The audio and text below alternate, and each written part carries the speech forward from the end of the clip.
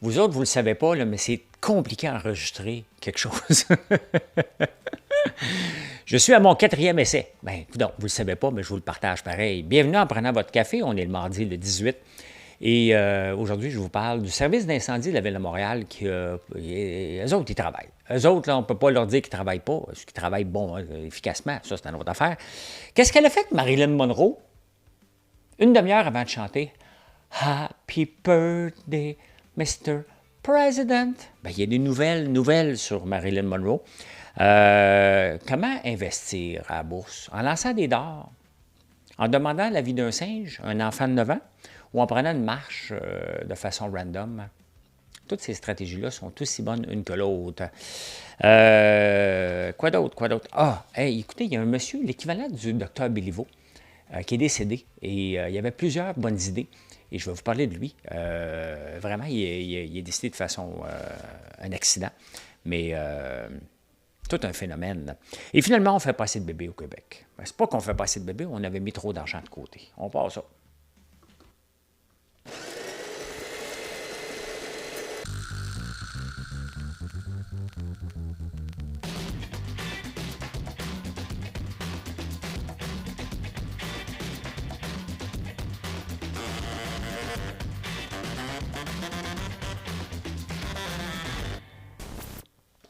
Bon, c'est parti. C'est parti. Hey, on ne fait pas assez de bébés au Québec. Ben, je vous le dis, là. Fait que lâchez de m'écouter, fermez la TV, allez faire des bébés. Il y a du cash. Il y a bien du cash. Fait que profitez-en avant que ça disparaisse. Bien, ça ne disparaîtra pas. C'est que quand on a lancé le fonds d'assurance parentale pour qu'on puisse prendre des congés parentaux, en 2006, je pense, c'est à peu près ça, au fil des années, il s'est accumulé. Là, on a près de 425 millions dedans et on devrait approcher le 1 milliard en 2028-2029. Ça veut dire qu'il n'y a pas assez de parents qui prennent des congés parentaux. Donc, est-ce qu'on devrait réduire la couverture? Parce que c'est les employeurs qui payent pour ça. Toujours les employeurs. Il n'y a rien de gratis dans la vie, là. C'est nous autres qui payons pour ça. Est-ce que le gouvernement va avoir le courage de diminuer ce programme d'assurance-là? Ou on le laisse comme ça. Puis après ça, ils vont prendre cet argent-là, ils vont le mettre ailleurs, ils vont dire c'était pour les routes. Hein? Puis là, on va se rendre compte que McKenzie est là pour une autre firme, puis une autre chose. T'sais, si on a mal planifié, ça peut arriver qu'on mal planifie, mais ça serait bien une fois de temps en temps qu'on en ait de retour. Hein? C'est pas toujours payer. Ça serait le fun d'en avoir un peu des fois. Mais c'est ça, on avait planifié plus de bébés. Mais c'est ça le danger avec les programmes gouvernementaux. Hein? C'est des ingénieurs, c'est des actuaires. Ces gens-là planifient tellement d'avance qu'ils se prennent des buffers par-dessus des buffers, qui fait que c'est les employeurs qui payent ça. Les employeurs, là, c'est vous puis moi. Hein? Donc, ce serait le fun. Je dis ça, là, puis je dis rien, là, mais... Vous savez que quand on se fait... Ah, c'est un film. Je pensais que c'était une goutte d'eau que j'ai reçue. J'ai regardé. Une petite d'eau qui me coupe sur la tête. Quand on veut vendre à l'étranger, les pays disent non, au Canada, ils n'ont pas les mêmes règles que nous autres quand on en vend en Europe. Quand on a des produits américains qui viennent ici, on dit non, ils ont bien plus de subventions, ils ont bien plus de règles ici. Hein? Bien, imaginez-vous que ici, on permet du dioxyde de titanium dans nos pizzas, dans le fromage de pizza, qu'il soit blanc. Blanc. Un beau fromage, mais blanc. Là. Vous vous demandez pourquoi? Bien, c'est ça. Le dioxyde de titanium, c'est ce qu'on met dans la crème solaire pour se protéger du soleil. C'est interdit en Europe. Ici, on le permet. Donc, vous voyez, des fois, il ne faut pas toujours faire la morale à tout le monde par rapport à nos règles. Nous aussi, on a des règles, je m'en ai dit laxatives, là. Du laxisme. Hein? Ça prend pas une petite affaire de rien puis ça te mélange un mot, là. Mais nous autres aussi, on est assez permissifs des fois sur des choses que les autres pays ne permettent pas. Fait que quand on vient pour exporter des choses en Europe, ils disent non, au Canada, c'est du lousse, c'est des loose cannes. Vous voyez? Donc, il faut toujours faire attention lorsqu'on dit que les Américains, entre autres pour le lait, qu'ils n'ont pas les mêmes règles qu'ici. Hein? On a d'autres règles ici qu'on laisse passer aussi. En 2004, pas 2004, 2014. J'ai écrit un texte sur les assistés sociaux par rapport à l'État du Kansas. Et ce texte-là m'a valu une vargée de bois vert, de bois mort. Vous m'avez engueulé parce que je disais qu'il faudrait ressortir des boubous macoutes par rapport aux assistés sociaux de carrière. Pas les assistés sociaux qui en ont besoin, les assistés sociaux de carrière. Parce qu'il y en a. Il y en avait. Ça a changé beaucoup quand même. Sam Hamad avait mis un projet de loi. Tout de suite après ça, il avait fait adopter un projet de loi. Je ne dis pas que je suis responsable de ça. Là. Non. Mais c'était un addon. Ça parlait beaucoup. Il faut se remettre en 2014. Vous pouvez le rechercher, cet article-là. C'était par rapport à une loi du Kansas. Et je disais, bien, je pense qu'il faudrait être aussi sévère. C'était sévère, là. Mais je pense qu'il va falloir regarder maintenant ce qui se passe du côté de la France par rapport au chômage. Hein. Ici, là, moi, si je congédie quelqu'un, je l'envoie au chômage, puis je donne une règle, mettons, qui est incompétent ou quelque chose comme ça, le chômage va m'appeler pour dire, es-tu sûr qu'il est incompétent? Parce qu'on veut donner du chômage ici à tout prix. En France, ils disent, attends un peu. Il y a encore quand même des emplois non comblés. Et donc, le taux de chômage augmente. Puis là, Canada, France Travail, c'est de même que ça s'appelle, ont décidé, non, tu es au chômage, tu te lèves le matin, tu cherches un job. Tout le temps. C'est ça ta job, de te trouver un job. C'est ça l'assurance chômage. Hein? Et c'est ça qu'il va falloir peut-être revoir ici au Canada. Sincèrement, même quand des gens disent, gars, je ne sais pas comment, vous m'écrivez souvent pour différents sujets, puis entre autres, des fois, c'est ça. Comment je fais pour mettre quelqu'un dehors? J'ai dit, mais n'importe quelle raison, que le gouvernement ne t'appellera pas, sinon il va t'appeler. Si tu mets la vraie raison, le gouvernement va t'appeler. Parce qu'on veut donner du chômage ici. Il ne faut pas oublier, c'est pas pour rien qu'on est endetté à l'os puis que nos programmes gouvernementaux explosent. C'est qu'on est prêt à donner de l'argent. Mais l'affaire, c'est que c'est la réalité. Tu dois prouver, si tu vas avoir ton chômage, c'est ça qui va se passer en France, tu dois prouver que tu cherches vraiment un emploi du lundi au vendredi. C'est ça ta job. Si tu ne le prouves pas, ils vont te couper ton chômage. Sincèrement, bien, je pense que si on va avoir un État plus productif, vous vous demandez pourquoi le Canada, des fois, pas des fois, on est moins productif de 23 piastres de l'heure. Mais quand tu accumules ces genres de choses-là, ça en fait plusieurs. Hein? Ça en fait plusieurs de cas que, finalement, on ne se donne pas un coup de pied dans le derrière pour essayer d'être plus productif. Et la Banque du Canada a demandé aux entreprises, soyez plus productives, faites plus de recherche et développement. Mais ça prend des employés aussi qui veulent travailler. Il ne faut pas l'oublier. Il y a un chercheur médecin aux États-Unis qui dit, par rapport sur la santé mentale et les réseaux sociaux, qui dit qu'on devrait mettre des warnings, il devrait toujours avoir un banner en dessous des vidéos qu'on écoute, disant que ça peut créer une dépendance, et un peu comme ce qu'on voit sur les paquets de cigarettes. Je ne sais pas si on va aller jusque-là, mais ils sont assez sévères aux États-Unis par rapport à ça. Puis quand tu regardes des fois le nombre de temps qu'on peut rester accro là-dessus, je ne sais pas si ça affecte la santé mentale, ça dépend de ce que tu écoutes. Si tu écoutes des lives sur TikTok ou des battles, ça se peut que ta santé mentale soit endommagée pour toujours après 5 minutes. Si tu écoutes des lives dans le shipping, tu es correct, là, mais ça dépend de ce que tu écoutes. Ça dépend de ce que tu écoutes. Mais il ne faut pas exagérer non plus. Ce serait désagréable d'avoir un warning à tour de bras avec des gens un peu fuckés, parce que si on va faire comme le tabac, on va nous montrer des dents pourries. Là. Je pense pas que les réseaux sociaux vont nous donner des dents pourries quand même, là. Pourrites.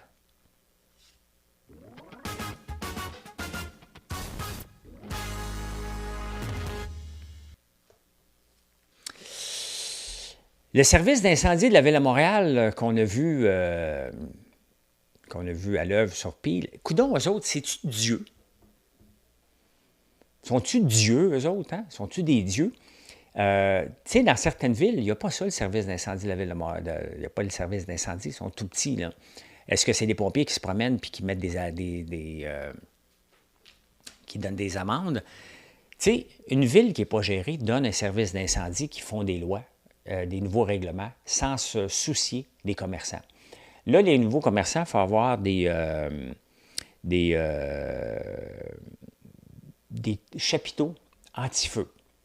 Donc, c'est la nouvelle règle de cette année. Si tu n'as pas ça, mettons, comme la rue Saint-Laurent était piétonne, bien, si tu as un chapiteau dehors, puis tout ça, s'il n'est pas en l'abri du feu, le même chapiteau que tu utilisais l'année passée, cette année, il n'est plus bon. Il faut t'en acheter un nouveau. Mais tu sais, le service d'incendie de la Ville de Montréal, là, y a-t-il déjà un chapiteau qui passe au feu? Quelle est la dangerosité qu'un chapiteau passe au feu? Hein?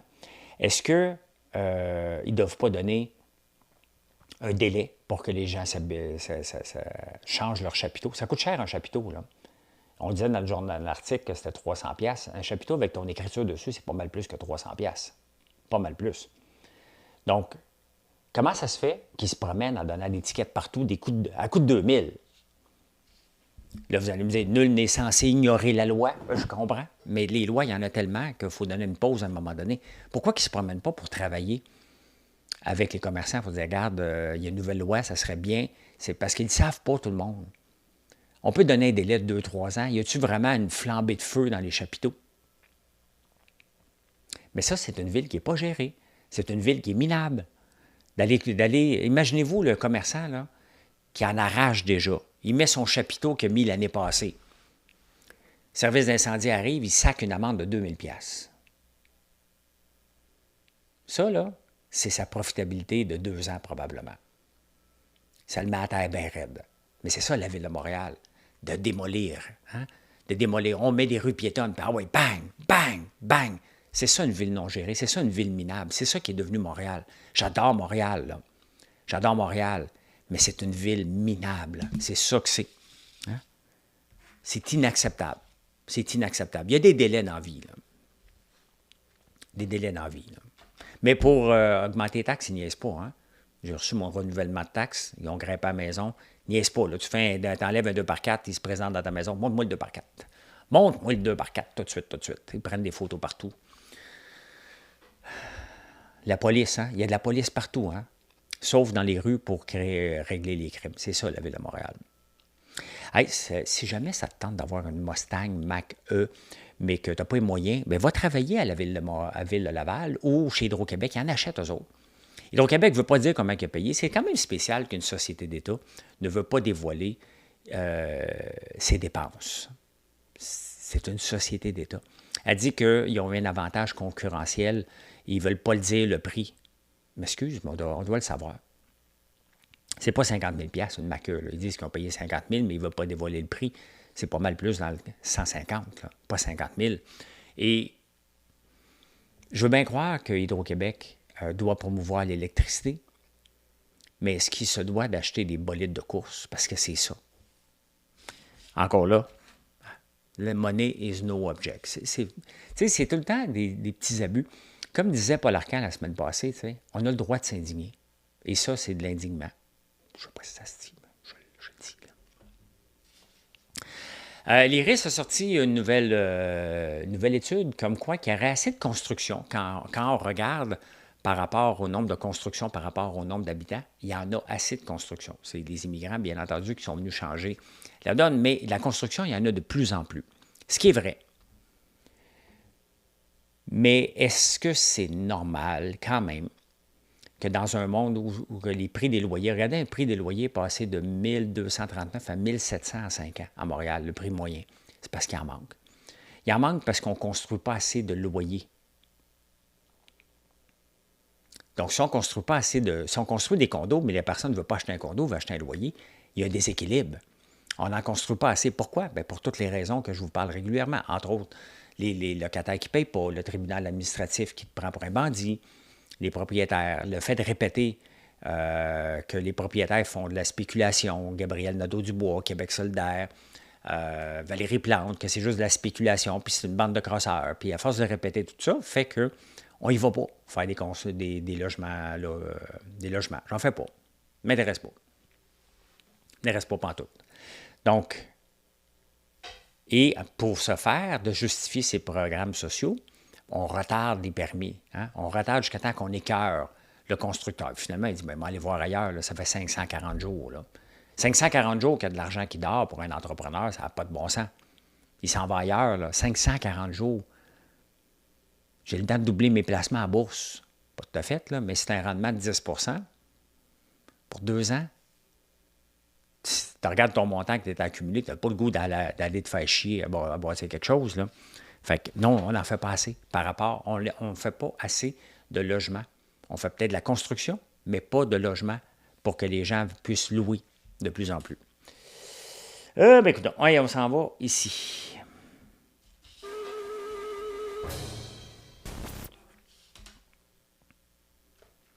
J'aime toujours les journaux du passé, puis vous aimez ça. Je vous amène en 1963. Il y a deux choses. OK. C'est des beaux. Bon, il y a deux choses. Montréal annexe Rivière-des-Prairies. Rivière-des-Prairies, qui est une ville jusqu'en 1963. Tu sais, sincèrement, il va falloir revenir à ça. Là. On ne peut plus vivre avec une île, 27 villes. Là. Hein? Il va falloir que ça redevienne une île, une ville à la fois. Là. Mais ça n'a pas de bon sens. Mais en tout cas, Rivière-des-Prairies est une ville.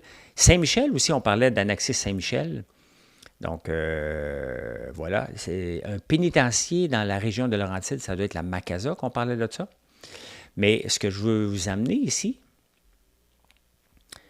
l'emplacement de l'exposition. Une conférence, entre guillemets, au sommet décidera, parce qu'on n'était pas sûr encore de l'île Sainte-Hélène, parce qu'on voulait s'assurer que les bateaux puissent continuer à passer. Est-ce que la loi sur la protection des eaux navigables, parce qu'il fallait que ça passe, donc on se posait des questions. En 1964, l'Expo 67, bien, c'était en 67, donc en 1963, on se posait encore des questions 4 ans avant. À quelle place qu'elle était pour être. Et je me demande, il me semble qu'on avait construit aussi l'île Sainte-Hélène en faisant le métro dans ces eaux-là aussi. Donc, on avait déposé ça dans le fleuve, hein, c'est ça qui s'était passé. Donc, ça se passait en 1963, des diffusions et l'emplacement de l'île de l'Expo universelle. Et ça, on ne verra plus jamais ça de notre vie, là, ces affaires-là. Là.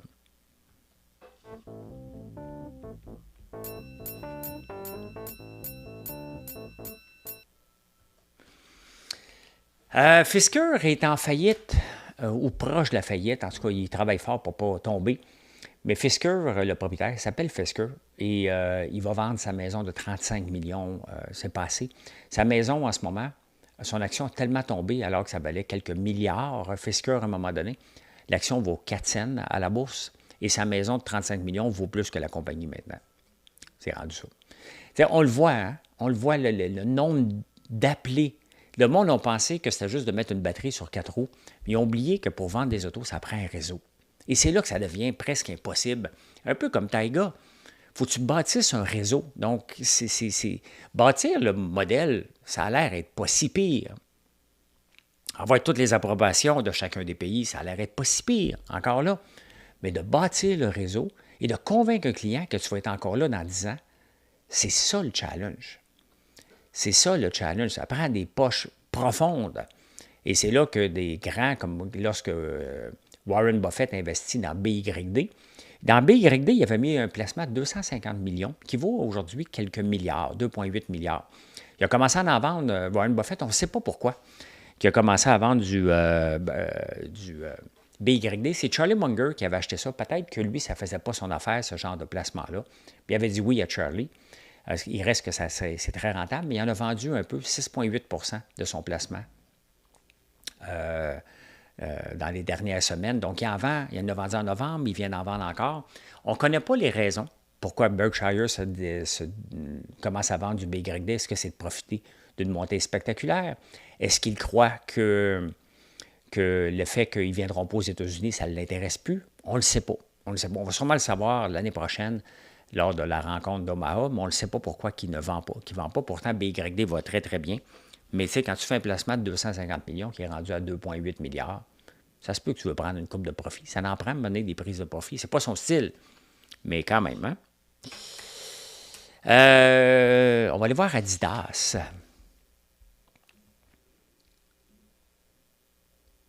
Adidas qui était pris dans un scandale avec Kanye West, que ça avait mal été. Là, ils sont pris dans un autre scandale, Adidas, si on regarde sur 5 jours, avec ils ont une entreprise en Chine, où ce qu'ils font, les propriétaires, les dirigeants chinois d'Adidas ont accepté des briberies, donc des pots de vin, un peu partout pour donner des contrats à des firmes. Donc, pour que les firmes, donc, là, ils se font prendre encore là, dans un scandale. Il y avait eu le scandale de Kanye West. Et si on regarde sur 5 ans, Adidas valait 300 €. Ils ont descendu au scandale 2021, le scandale de Kanye West. Ils ont remonté. Et là, ça a descendu jusqu'à 114 € pour remonter. Ça varie beaucoup, hein?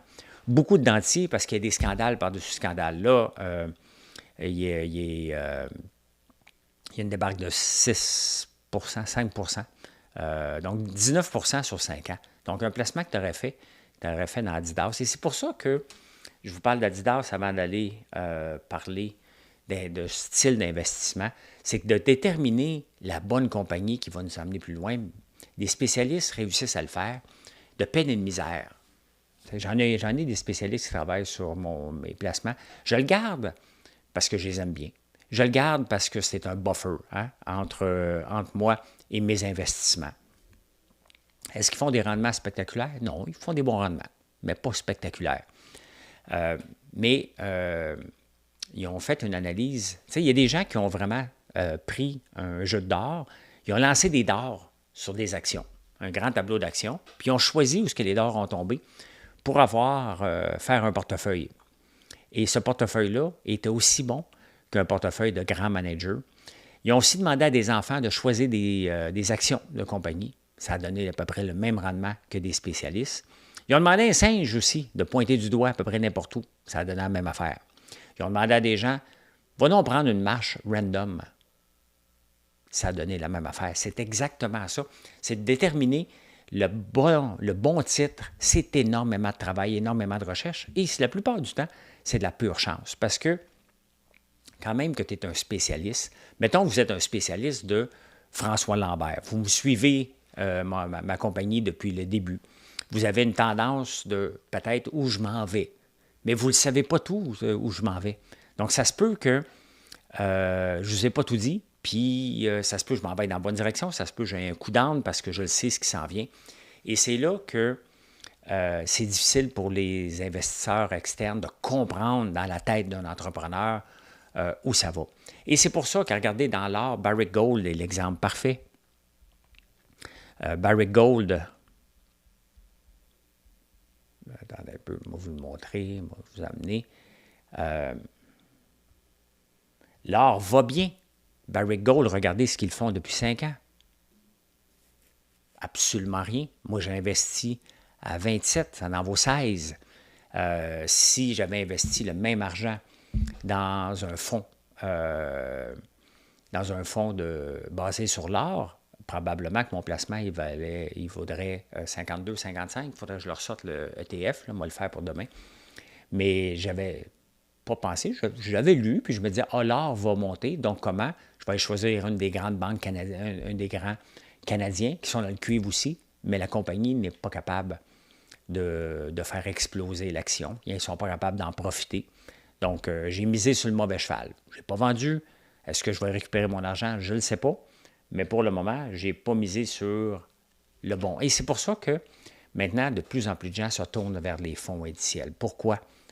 Pourquoi se casser la tête à faire ça? Je vous montre souvent IGM, puis je ne connais pas IGM, là. Je vous parle aussi du ZSP. Mais regardez IGM sur 5 ans. La progression, donc, 35 à 95 sur 5 ans. C'est énorme. C'est triplé là, sur 5 ans. Je l'ai depuis 10 ans. Puis c'était, honnêtement, c'était de l'argent qu'ils ont mis, donc je l'ai depuis 2014, qu'ils ont juste mis en attendant. J'avais comme une entrée d'argent.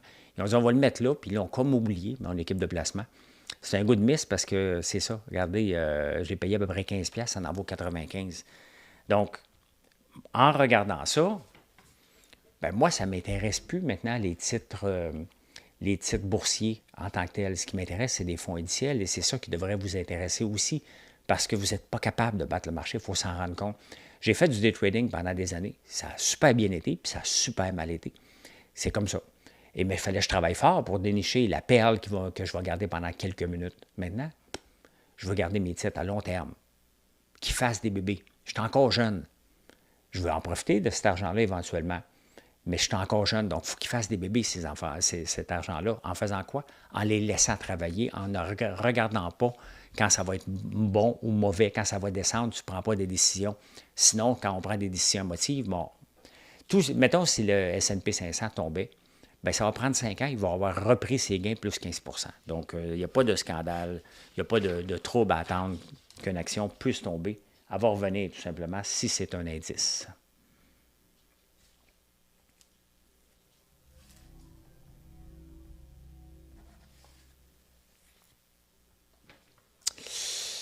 En 2018, la ville d'Halifax décide de planter des palmiers.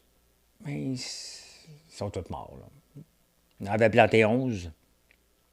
Il en restait 2 qui avaient survécu de peine et de misère. Les palmiers poussent dans des zones de rusticité de 7 à 10 au point de vue des plantes. Et le palmier a besoin d'un 6. Ça prenait-tu une tête à Papineau pour comprendre qu'il était pour mourir? T'sais? C'est ça. Je voulais vous en parler. Il y a une nouvelle affaire, ça me tente presque de l'acheter. De valeur, la fête des pères est passée. J'aurais pu demander ça à mes gars. Comment transformer un Pétrus en grand vin? Bien, ça a l'air qu'ils l'ont inventé, le Wine Wizard Smart 3-in-1 Wine Aerator. Donc, il fait vieillir le vin. Mais pas seulement, c'est pas juste des oui-dire, hein, les grands spécialistes l'approuvent. Donc, ça a l'air intéressant. Ça a l'air que, hey, on va pouvoir acheter des petits vins de dépanneur. Ah ouais, transforme-moi ça en Pétrus, là. Tu sais? Ça décante et ça fait âge en même temps. Donc, c'est intéressant. J'ai vu le prix. Donc, les plus grands sommeliers l'approuvent. 178$ canadiens. Mais je ne sais pas combien est le shipping. Je pense que ça vient du UK. Je ne sais pas si c'est en vente ailleurs. Je n'ai pas eu le temps d'aller faire les recherches. Je vais garder ma page ouverte, cependant.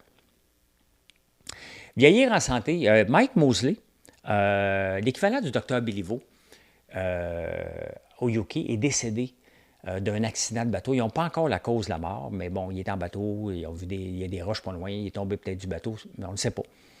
Mais il était très intéressant. J'aimais beaucoup ça le lire dans le Daily Mail. Et une des 3 choses qu'il dit pour vieillir en santé, puis j'ai réécouté Blue Zone que j'avais déjà écouté sur Netflix la semaine passée. Et première chose, il dit chanter chaque jour. Et dans le fond, c'est quand tu chantes, tu es de bonne humeur. Tu sais? À moins que tu chantes l'amour est mort, n'en parlons plus. Hein? Mais si tu chantes des chansons joyeuses, ça va aller. Donc, chante à chaque jour. Deuxième étape, débarquer l'autobus un arrêt avant. Ce qui veut dire, c'est prenez donc des marches. Dans Blue Zone, c'était ça, dans le fond. Hein? C'est pas de faire de l'exercice à l'autre gym, c'est d'en faire tout le temps. Tout le temps, tout le temps. Être actif la plupart du temps des jours. Et il dit aussi de se brosser les dents en se tenant sur une jambe. Il faudrait que j'essaye ça. Mais ça fait bizarre le geste que je fais, là. Mais ceux qui l'ont vu. N'oubliez pas, hein, si vous ne voyez pas l'image sur YouTube, c'est que vous êtes sur la version audio. Donc, parce que Google Podcast disparaît, c'est YouTube Music maintenant. Donc, ça peut être confondant des fois, mais c'est ça. Et donc, se brosser les dents en se tenant sur une jambe. Et finalement, aimeriez-vous savoir ce que Marilyn Monroe a fait une demi-heure avant d'aller chanter Happy Birthday, Mr. President? Elle a couché avec son frère Bobby, le frère de JFK. Oui, elle a couché avec elle. On vient d'apprendre ça, là. On vient d'apprendre ça. Mais trop tard, tout finit par se savoir. Tout se sait. Hein? Et c'est pour ça qu'on en parle ici. Mission accomplished. Merci d'être là. Je vous souhaite une excellente journée. Venez nous voir sur françoislambert.one. Bye.